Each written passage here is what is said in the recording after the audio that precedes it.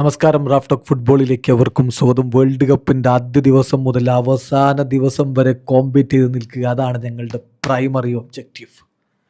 വാവ്, Rodrigo De Paul പറയുക, അതിലെല്ലാം ഉണ്ട്. അവസാന ദിവസം വരെ നിൽക്കും, എന്നിട്ടേ പോകൂ എന്ന് പറഞ്ഞാൽ ഫൈനൽ കളിച്ച് കപ്പും കൊണ്ടേ പോകൂ. അതാ പറയുന്നത് Rodrigo De Paul.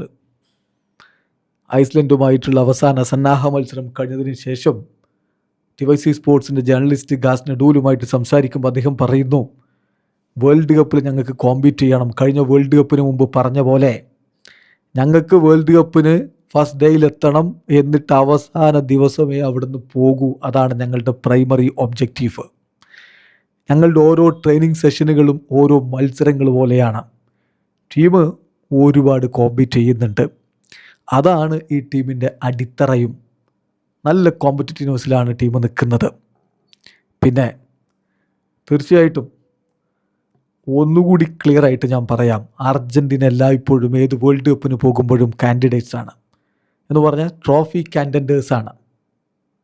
People are always excited. ഞങ്ങളുടെ കാര്യത്തിൽ ആരാധകർക്ക് എപ്പോഴും ഒരു ആവേശം അതങ്ങനെ ഉണ്ടാകും. അത് നോർമലാണ്. കാരണം എന്താ, കഴിഞ്ഞ കോപ്പ അമേരിക്ക ആരാ നേടിയത്, കഴിഞ്ഞ വേൾഡ് കപ്പ് ആരാ നേടിയത്.